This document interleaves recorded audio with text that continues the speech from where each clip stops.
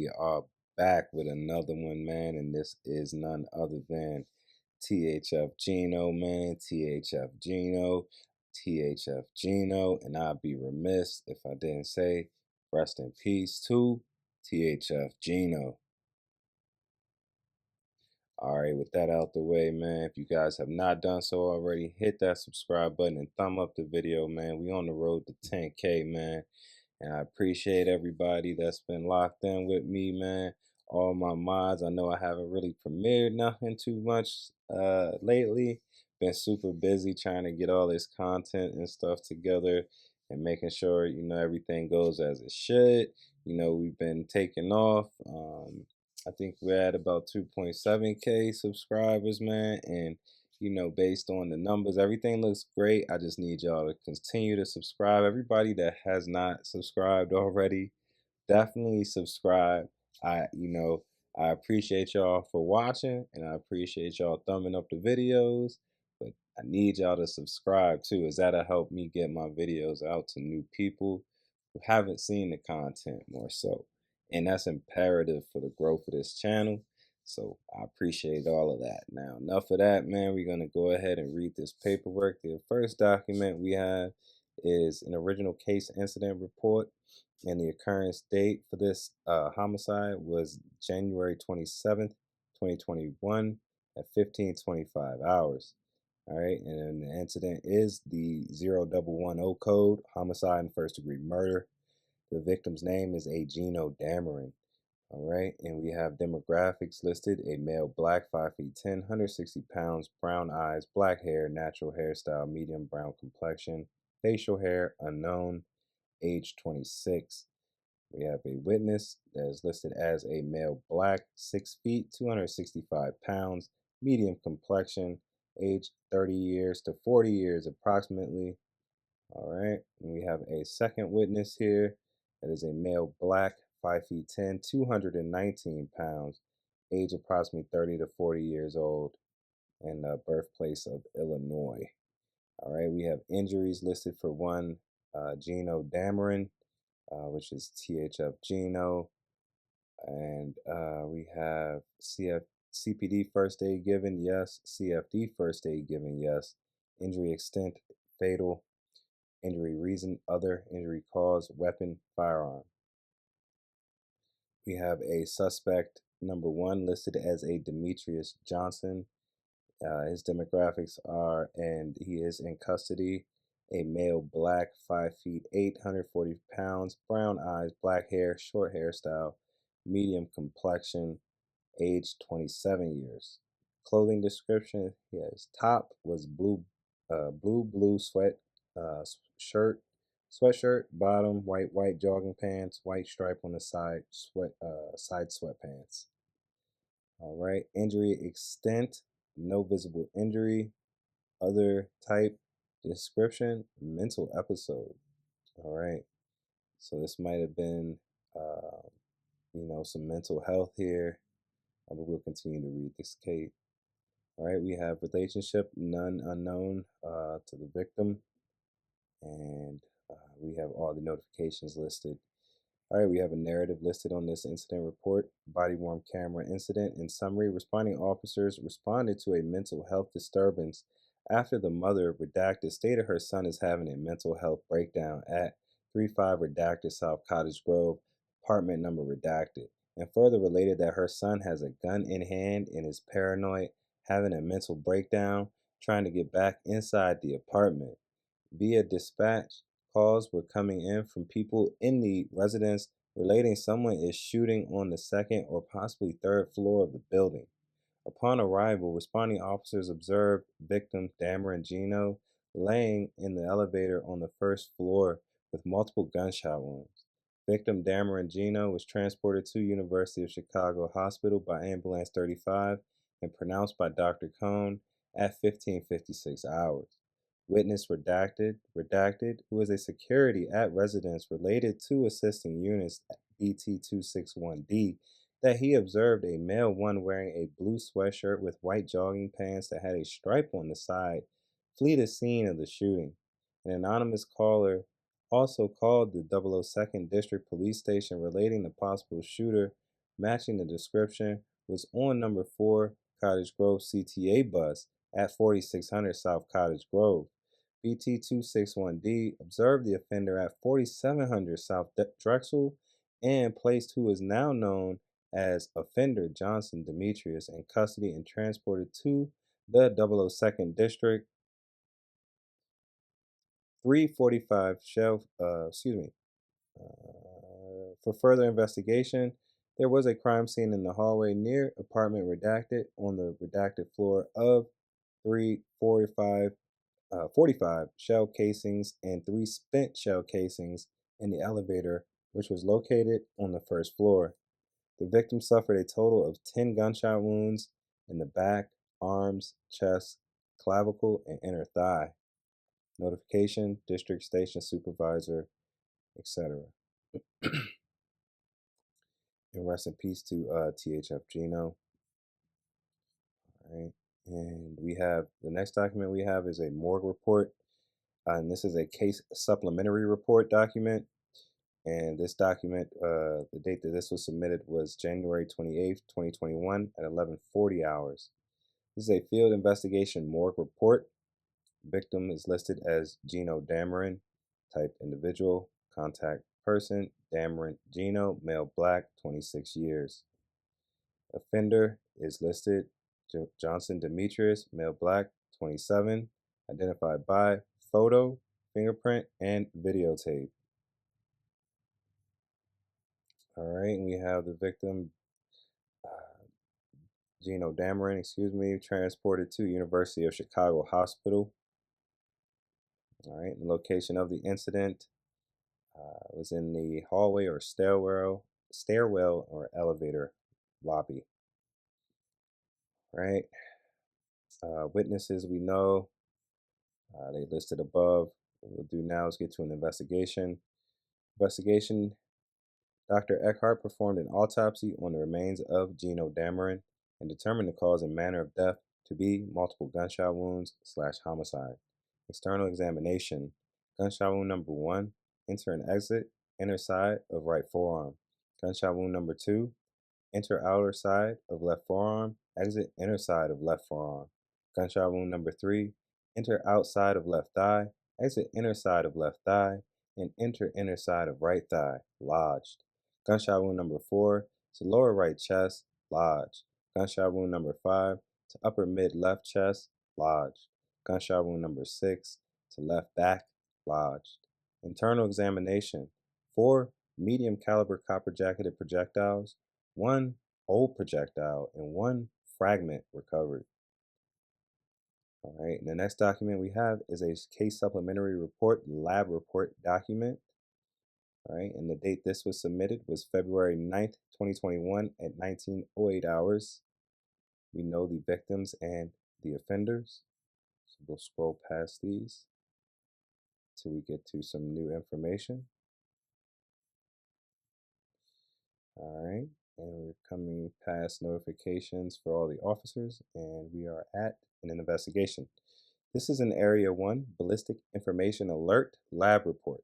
This report should be read in conjunction with all RD numbers and any other documentation generated pertaining to BIA 2021-179. This report was administratively prepared for the purpose of submitting a lab report pertaining to the listed BIA. Reporting detectives has no first-hand knowledge of these cases. The following information is a summation and should not be considered verbatim unless noted. The report acknowledges that reporting detectives received the listed BIA report and was informed that a high confidence correlation exists between fired cartridge casings recovered in the cases listed below as listed on the BIA report. The information listed below is current as of the date of this report. All right, we have an aggravated battery with a handgun that was exceptionally cleared and closed. Refusal to prosecute potentially. So this gun, so they ran back the ballistics on the bullets, and they find that these bullets match other bullets to other cases.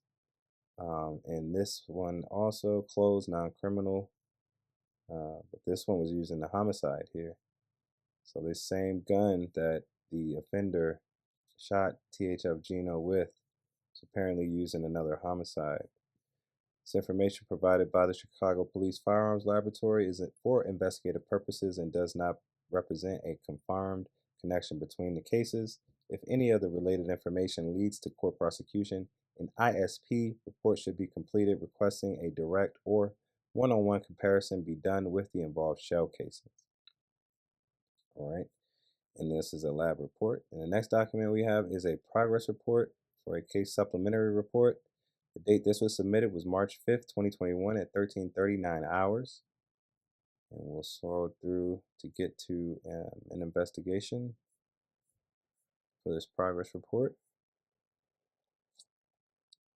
All right, and it seems they collected some evidence here, some optical discs containing video footage from a Cottage Grove address and optical disc and envelope containing video from a 46 redacted South Drexel. Right? And investigation states Area Central Technology Center members were requested to assist the homicide investigation on January 27, 2021, documented under listed RD number by the investigating detective. ATC members visited the following locations in an attempt to recover video in assistance of this investigation. And they list the addresses they went to retrieve this footage. They did recover footage, USB drives. ATC members made 2 in-person attempts at this location and 2 phone calls to the business with negative results. So they tried to get some more and they were unsuccessful. We have a lab follow-up here. This is a field investigation lab follow-up report. This was submitted on April 20th, 2021, 1100 hours. All right. And we'll slide down to an investigation, which will give us some potential new information. This is a lab follow-up report. All right, the reporting agency. Report type, DNA. Right, robbery, vehicular. Okay, so potentially they're going back over the cases that were tied to the forensics, to the ballistics, excuse me. All right. And they have the suspect listed here. Okay. Acquire from DFS. Description, sample from sealed box. Okay, they took a swab from THF Gino. Okay, the description from sample from a Nestle Pure Life water bottle, full and emptied at pound 4 by. Okay, so they recovered a water bottle and they got the DNA off of that. Seems there was another victim here, a female, 25. That's interesting. A narrative. Point detectives read a report that documented a vehicular hijacking. Okay, so this is pertaining to this case here. 4 females at 25 years of age. All right, and the victim in this report was identified as a female Hispanic, redacted and redacted. It was later learned through an Illinois State Police DNA CODIS report that DNA belonging to Gino Dameron, deceased, was found inside the victim's vehicle when it was recovered. This determination was made through DNA acquired from the following DFS items: DFS item 3A, Gino Dameron, buccal swab, and DFS item 5A, the Nestle Pure Life water bottle, recovered from inside the victim's vehicle. It should also be known that Dameron was the victim of a homicide which occurred on January 27, 2021. All right, under RD number listed.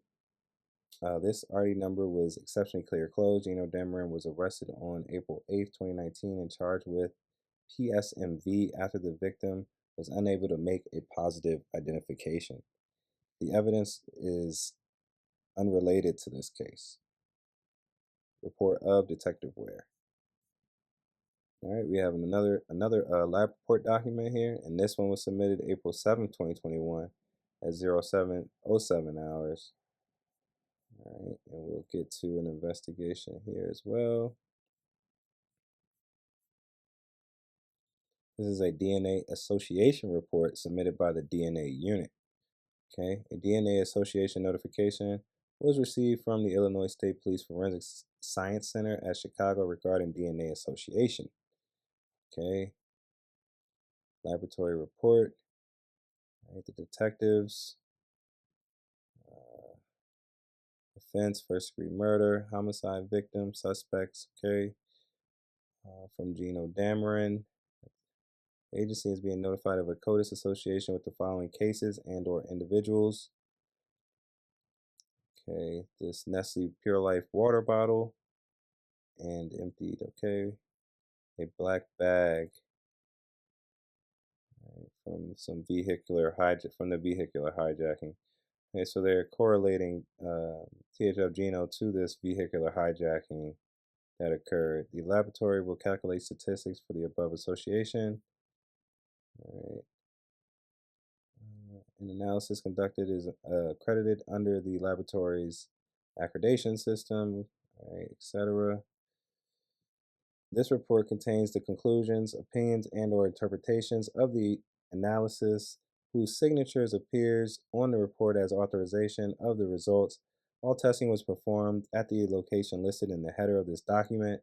The notes packet appendix of this report, available in the prelogue, contains detailed information on the methods used, dates of testing, and environmental conditions associated with this analysis, if applicable.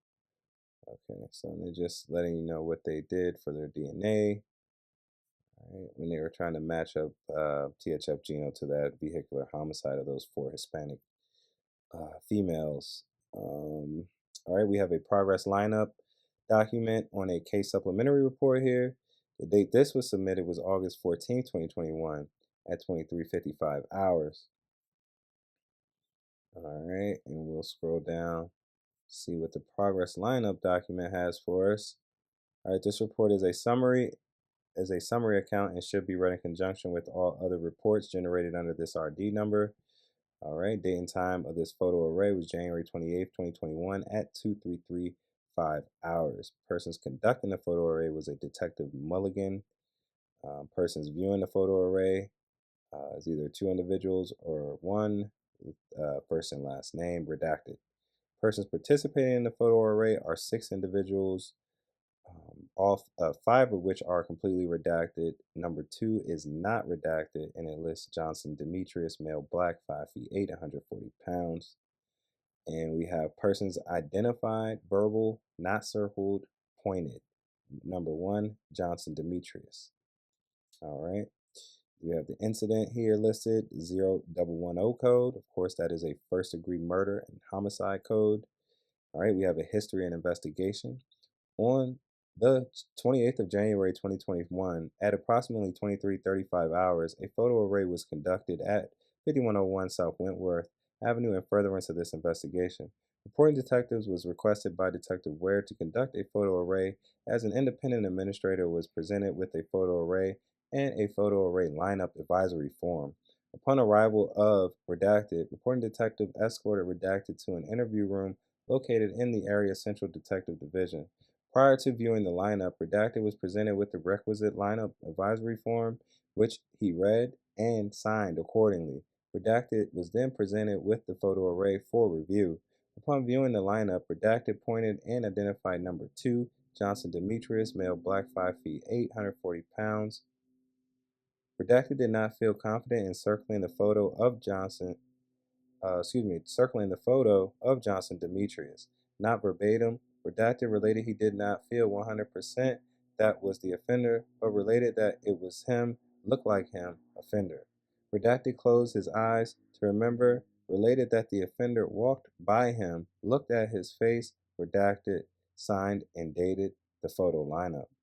After the conclusion of the interview, Detective Mulligan presented reporting detectives with the photo array, demographic sheet. The advisory form and the photo array were subsequently inventoried under inventory number listed. All right. And now we have a case supplementary report document, which is a cleared, closed, arrest, and prosecution document.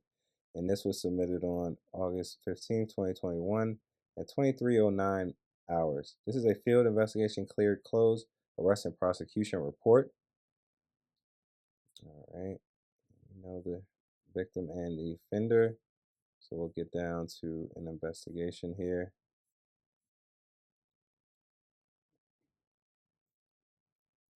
Okay.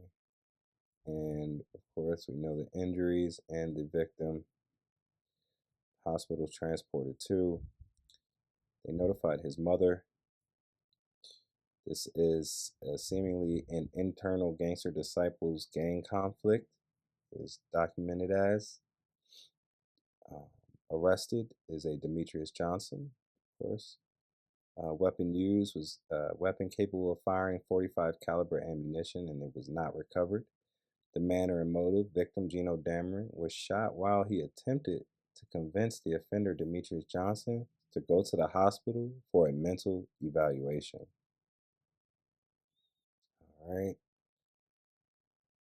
And they have video surveillance of this incident, camera angles. Camera 1, image of lobby, blurred. Camera 2, image of lobby. Camera 3, East Lake Park Avenue exit. Camera 4, West Cottage Grove Avenue exit. Right. And this is where you got all the CTA bus video as well, and the evidence from the crime scene. And they interviewed, seems to be 1, 2, 3, 4, 5 individuals. And there is a circumstantial witness listed here. The date of birth year of 92. Well, a few circumstantial witnesses here. Okay, I'm getting down to potentially an investigation. Okay, they had a search warrant executed on January 27, 2021. Sergeant Polina of the command assigned this case for investigation to the reporting detectives. Reporting detective was informed that the victim, Gino Dameron, had been shot multiple times while in the building of 35 redacted South Cottage Grove Avenue. On January 27, 2021, at 15:24 hours, Redacted called 911 and requested police assistance at her residence for her son, Demetrius Johnson, who was, in her words, having a mental breakdown. The Office of Emergency Management and Communication dispatched Beat 221 to the address of 35 Redacted South Cottage Grove in response to her call. Police computer-aided dispatch, event number listed. Prior to heading to the scene, reporting detective was informed that the subject, now known as Demetrius Johnson, had been placed under arrest. Upon Johnson's arrival to Area 1, Johnson was seated in interview room number 6, where a gunshot residue test was administered to him by Detective Town. Johnson's blue hooded sweatshirt was also recovered. After these items had been recovered, Johnson requested to see a doctor and stated, "Someone going to kill my family." Officers on Beat 271 arrived to Area 1 Detective Division and transported Johnson to St. Bernard Hospital. Once at the hospital, Johnson was treated by Dr. Murphy, where he remained for the duration of this investigation. Detective Upshaw relocated to 35 Redacted South Cottage Grove Avenue. The building of 35 Redacted South Cottage Grove Avenue is a 10-story apartment building with 458 units, comprised of multi-unit apartments ranging from 1 to 3 bedrooms. The streets surrounding the buildings are as follows. To the north is 35th Street, which consists of 2 lanes of traffic with a single lane of traffic east and west. On the south is 36th Street, which is a 2-way street with a single lane of traffic in each direction, east and west. To the east is South Lake Park Avenue, which is a 1-way street with a single lane of traffic heading north. On the west is Cottage Grove Avenue, with a 2-lane street with a single lane of traffic in each direction, north and south. Inside the building, reporting detectives observed a single band of red crime scene tape tied to the front interior lobby door, stretched to the interior entry/exit door of the business offices located on the first floor of the east side of the building. Reporting detectives proceeded to the third floor hallway and bypassed the elevator where the victim was found. As evidence technicians were processing the elevator, building surveillance footage as well as body camera footage showed officers on Beat 221 enter 35 South Redacted Cottage Grove Avenue. Officers were allowed in the building by building security guard Redacted. Immediately informed the officers of the person shot in the elevator while still on the phone with OEMC. Officers relocated to the elevator and discovered Gino Dameron on the elevator floor. Body camera footage from officers Andrews and Nieto showed victim, now known as Dameron, on the elevator in a seated position with his back against the wall in the east elevator. Dameron's feet were to the west and his body slumped over on his left side, south. In addition, there was suspect blood belonging to the victim on the floor to the left of his body. Two silver metal shell casings were observed on Dameron's lap and an additional shell casing on the floor to the right side of his body. While waiting for additional units to arrive on the scene, as well as the Chicago Fire Department to arrive, Officer Andrews and Nieto asked building security guards, redacted and redacted, if they had seen the shooting or the shooters. The security guards responded, a male black with white Adidas pants and a blue stripe and an electronic monitoring bracelet. Officer Pendleton R. and Beat 261 arrived on the scene in response to the call of the person shot. Officer Pendleton shook Dameron several times in order to get a response from Dameron, but Officer Pendleton was unsuccessful. Minutes later, Chicago Fire Department Ambulance Number 35 on scene placed Dameron in a transport chair and transported him to the University of Chicago Hospital. It was later reported by an officer at the hospital that Dameron had succumbed to his injuries. The subject was later pronounced by Dr. Cohn on January 27, 2021 at 16:15 hours. Evidence technicians arrived on the scene and began to process the elevator. Reporting detectives was informed by the evidence technicians that the following crime scene markers would be utilized to mark evidence found in the elevator. Crime scene markers number 1, 2, and 3 were for the .45 caliber shell casings, and crime scene markers 4 and 5 were for fired bullets. In addition, suspect blood, was swabbed from the floor of the elevator. That's by evidence technicians. Reporting detectives and Detective Upshaw proceeded to the third floor by the way of the west stairwell. Once on the redacted floor, reporting detectives observed two silver metal shell casings on the carpeted area north of the elevator. An additional shell casing was south of the doorway to enter apartment, redacted, approximately 3 to 5 feet away. A foot and a half north of the shell casing was a black coat. An inspection of the coat by reporting detectives and evidence technicians revealed the coat to be a large, dark-colored moose knuckles coat. Underneath that coat was a black cell phone. On body camera, redacted, was heard saying that the items belonged to Gino. Upon recovery of the coat, suspect blood was observed on the inside of the coat as well as on the carpet. With all items recovered, reporting detectives went and interviewed redacted inside of her apartment, redacted. During redacted interview, she related the following, which has been summarized and are not verbatim. Redacted. Miss Redacted related that her son Demetrius Johnson had a mental breakdown. Redacted related that in 2014, Demetrius Johnson had been hospitalized at Mercy Hospital for paranoia for a month. Redacted related that she called Redacted at 13:22 hours and Redacted came over to assist her with her son. Redacted went on to say that she and her son were in and out of the building. Redacted recalled taking the stairs out of the building, but Redacted could not remember what door she exited. Redacted also stated that she did not see her son with a gun and that she never heard any shots. Video recovered from the building showed Redacted exit the building by herself out of the east exit. See camera C3 East Lake Park Avenue exit building surveillance footage. In addition, a phone call made by Redacted to OEMC documented under OEMC Zone 5 traffic report. Redacted identified herself and can be heard describing the clothing worn by her son. Demetrius Johnson has the following clothing, stating that he is wearing a blue sweater and white pants. During that same call, Redacted related that her son, Demetrius Johnson, was armed with a handgun.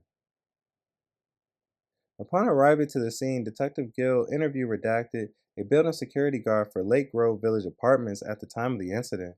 Redacted related what he heard in the moments leading up to the shooting. The following is a summary and not verbatim of what Redacted related in that interview. Interview of Redacted by Detective Gill. While during security rounds, Redacted heard a disturbance on the third floor. Redacted related that the victim and an unknown male black were arguing in the hallway. Redacted told them that if they lived that they should go inside the apartment or leave the building. After Redacted requested that they go inside the apartment, a woman stuck her head out of the apartment door and stated that one of the subjects, her son. Redacted completed his round and went to another building. Detective Gill spoke with a neighbor who lives in an apartment, to the east of the apartment occupied by Redacted and Demetrius Johnson. Johnson provided the following summarized statement in an interview conducted shortly after the shooting, which has been summarized and is not verbatim. Interview of Redacted, apartment 302. Redacted related that he was at home by himself when he heard a disturbance in the hallway with people yelling. Redacted stated that he heard 5 distinctive voices. Redacted says that one of those voices kept saying, "on gutter," and was trying to defuse the situation. That same voice also said, "take them out of here," to which a second voice responded, "I am not taking them. He might shoot me." Redacted heard a third and fourth voice with African accents, male and female, who seemed to be trying to diffuse things. The female with the African accent said something like, "Redacted, don't do that." Redacted then heard 2 other voices, although not as prevalent. Redacted then heard one shot that sounded muffled, like an air shot, then more yelling.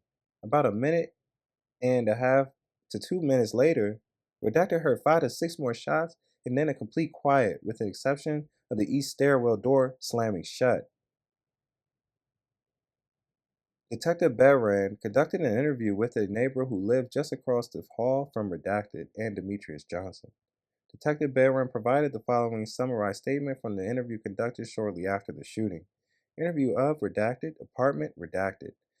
Redacted and his wife were at home at the time of the incident. They heard 4 shots and they did not step out into the hallway, and they later heard police arrive. Redacted and his wife did not step out into the hallway. They observed no one. Redacted only knows the occupants of the apartment, Redacted in passing. He does not know them by name.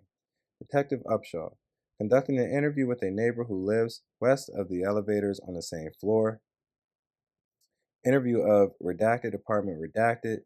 Redacted related that a big dude was sitting on the floor telling someone to leave and a little boy was with him. The person Redacted was talking to was about 5'4" and 125 pounds and had 2 black semi-automatic handguns.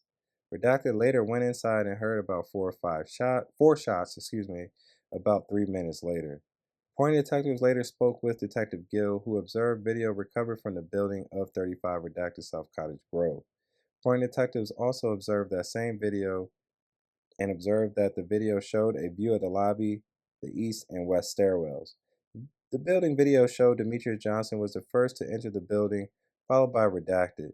While they waited in the lobby, Demetrius Johnson recovered a semi-automatic handgun from his person. Redacted quickly walked over to Johnson and persuaded him to put away the weapon. Johnson complied. A few moments passed and Redacted entered the lobby, followed by Gino Dameron. They gathered briefly in the lobby and then proceeded to the elevators, where they all boarded. In the video, Demetrius Johnson was observed wearing a dark blue hoodie, white sweatpants with a light blue stripe, white gym shoes. Gino Dameron was also seen entering the lobby of the apartment building with a dark colored coat with the black fur. The same video showed Demetrius Johnson fleeing down the west stairwell of the building with a handgun. Demetrius Johnson was observed on video re-entering the building with his mother and a child, and they are turned away from the elevators by building security guard Redacted. This occurred just a few minutes after security guard Redacted discovered the body of Gina Dameron in the east elevator. The building video also showed Demetrius Johnson flee the building out of the east stairwell.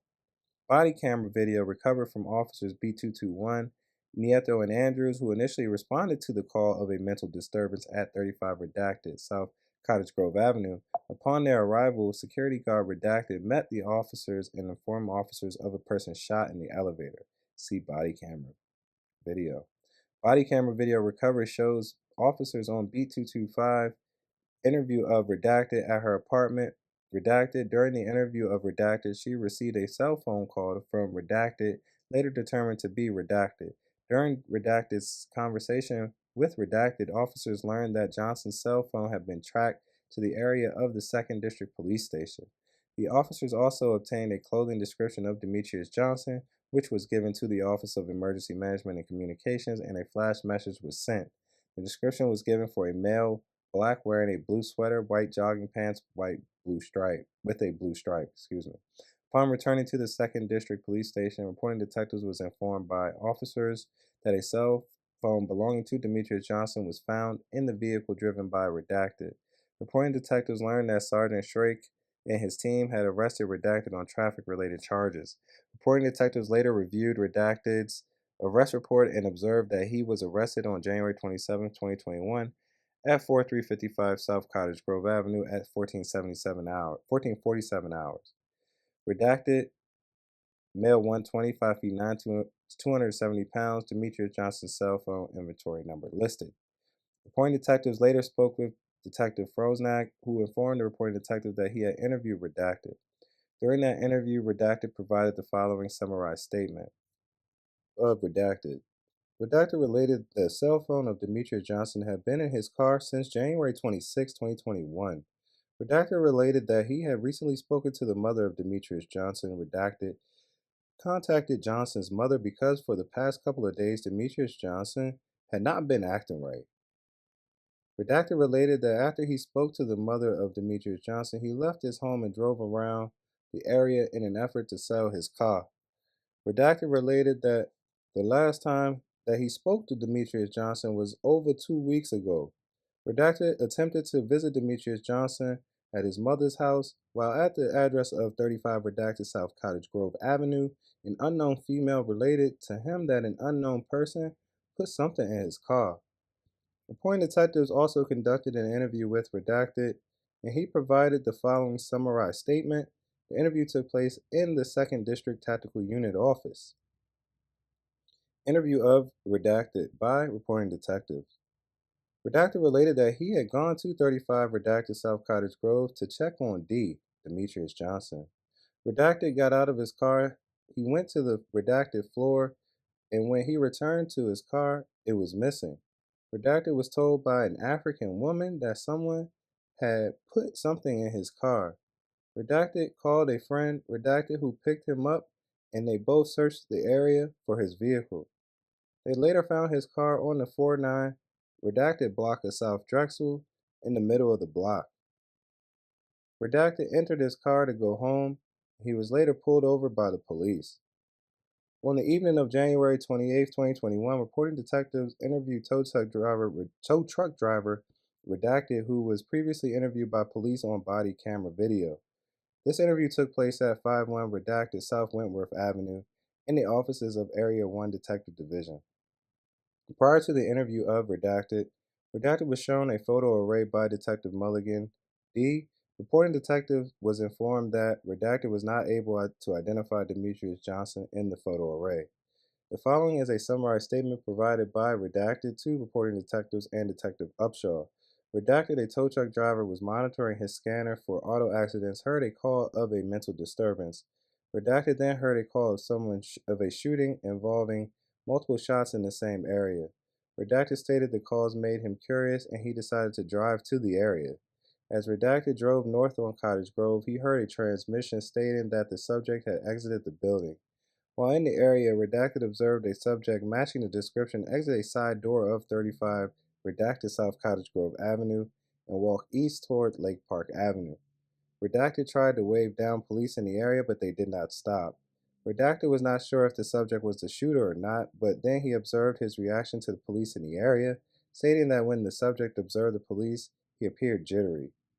Redacted then called the 2nd District desk and informed officers that he sees a subject matching the description given by officers for the shooting on 35th and Cottage Grove. Officers Townsend and Foster, assigned to the 2nd District, began speaking with Redacted on his cell phone. Redacted began to provide updates to the officers, who in turn related the information to OEMC.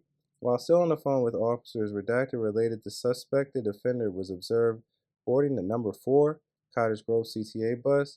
Redacted indicated that he was still following the bus as it continued south on Cottage Grove Avenue. Refer to audio recording inventory number listed. Redacted, Redacted indicated that the subject exited the bus at 46th Street and the subject was heading east on 46th Street. Redacted then observed the subject enter the east alley of Cottage Grove and walk southbound toward 47th Street. Several minutes later, the subject exited the alley onto 47th Street and crossed over to the south side of 47th Street and began to walk south on Drexel. Boulevard. Redacted later agreed to provide a recorded statement to ASA Greenstein and Detective Upshaw. Body camera video obtained from officers on Beat 261 show officers take Demetrius Johnson into custody as Johnson walked south on Drexel Boulevard. Demetrius Johnson was apprehended without incident. Officers on Beat 222 conducted a show-up. Building security guard Redacted was relocated from the building at Building 246 Redacted South Cottage Grove, where Redacted identified the subject as the same person he observed flee the building after the shooting. After Demetrius Johnson was identified, Beat 222 transported him to Area 1 Detective Division. On January 28, 2021, reporting detectives in Upshaw went to St. Bernard Hospital to interview Demetrius Johnson. Johnson was advised of his rights at 1800 and 1806. Johnson refused to answer questions and requested an attorney. This concluded the interview with Demetrius Johnson. Refer to evidence.com for the full interview of Demetrius Johnson and additional details. Reporting detectives on January 28, 2021, contacted Redacted in order to obtain a statement. He stated the following in summary but not verbatim. Redacted stated that when the shots were fired, he was in the stairwell. Redacted stated that detectives should speak to the mother of Demetrius Johnson, is who could provide more information than Redacted. Redacted said that Redacted called him Johnson's girlfriend, Johnson's sister, him and others. Redacted knows that Gino was not scared of Demetrius Johnson. Redacted stated that he had known Gino since Dameron was 7 years of age and Redacted was 10 years old. Redacted said that when he heard the shots, he fled for his life. Redacted feared interviewing with the reporting detective because it would get him killed. On January 29, 2021, reporting detectives in Upshaw, along with ASA, interviewed Redacted in the offices of Area 1 Detective Division. An introductory interview with Redacted took place with ASA, NEAC, the reporting detectives, and Detective Upshaw present. Redacted agreed to provide a video statement concerning what he heard in the hallway. Redacted related that he was at home by himself when he heard a disturbance in the hallway with people yelling. Redacted stated that he heard 5 distinct voices. Redacted says that one of those voices kept saying on gutter and was trying to defuse the situation. That same voice also said, "Take them out of here," to which a second voice responded, "I'm not taking them. He might shoot me." He heard a third and fourth voice with African accents, male and female, who seemed to be trying to diffuse things. The female African accented voice said something like, "Redacted, don't do that." He then heard 2 other voices, although not as prevalent. He then heard a shot that sounded muffled like an air shot, then more yelling. About a minute and a half, 2 minutes later, he heard 5 to 6 shots and then complete quiet, with the exception for the ace stairwell door slamming shut. After completing an interview with Redacted, reporting detectives Detective Upshaw and ASA relocated to interview Redacted for a possible recorded statement. Upon arriving at the location, Redacted was located and reporting detectives introduced himself as well as Detective Upshaw and ASA. An introductory interview with Redacted took place involving ASA and detectives. Redacted agreed to provide a video statement that took place at his worksite at 88 Redacted South Burley Avenue, Chicago. During the interview of Redacted, he related that he was inside Redacted apartment with members of the Chicago Police Department shortly after the murder. While inside the apartment, a child approached and related to Redacted that Demetrius Johnson had returned to the apartment briefly and then fled before the arrival of police. At the conclusion of the interview, ASA NIAC placed the reporting detective investigation into continued investigation status at 0400 on January 29, 2021. Reporting detective was informed by Detective Bayran that the gunshot residue test performed on Demetrius Johnson's had been analyzed and it showed that Demetrius Johnson's hands both tested positive for gunshot residue. Simultaneously, detectives Upshaw and Bayran went to the residence of Redacted to meet him and Assistant State's Attorney Coelho. Once at the residence of Redacted building security guard, Redacted agreed to provide his statement, which was digitally recorded and uploaded. The building security guard Redacted recounted his evening and stated that he and his partner, building security guard Redacted had been working together, but they split up while patrolling the 10-story building. Redacted had first observed a subject running from the area of the bus stop across the street as Redacted walked to the building from an adjacent building. While he was in the lobby, Redacted pushed a button to summon the elevator. When the elevator arrived and the doors opened, Redacted observed a black male on the floor of the elevator. Redacted observed the subject's back was against the elevator wall and his feet in front of him. Redacted initially thought the subject was intoxicated or something, which Redacted explained is a common occurrence at the building. People get drunk and fall out all the time. Redacted initially yelled at the subject, requested that he wake up and get off the elevator, but the subject never responded. Redacted stepped a little closer to the subject and yelled at him once again, and that is when he observed two shell casings and observed that he was shot. Redacted called the police, with CPD arriving through the front door. Redacted provided a description of a male to police whom he seen enter the building with his mother and child. Redacted observed the frame of a firearm imprinted in his pants. When Redacted saw the subject enter the building, he appeared really angry and agitated with sweat dripping from his face. When the subject spoke to a woman and small child, the subject told them to come on, let's go. Redacted saw the frame of the gun in his waistband, and the nose of the gun was pointed down toward his thigh.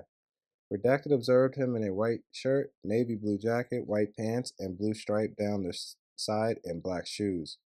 Redacted last saw the subject walking in the direction of the laundry room. Approximately 30 to 40 minutes later, officers at the building informed Redacted that a subject matching the description was in custody. Redacted went to the location where the subject was in the back of a patrol car. Redacted identified the subject as the person whom he seen earlier with the frame of a handgun in the waistband of his pants.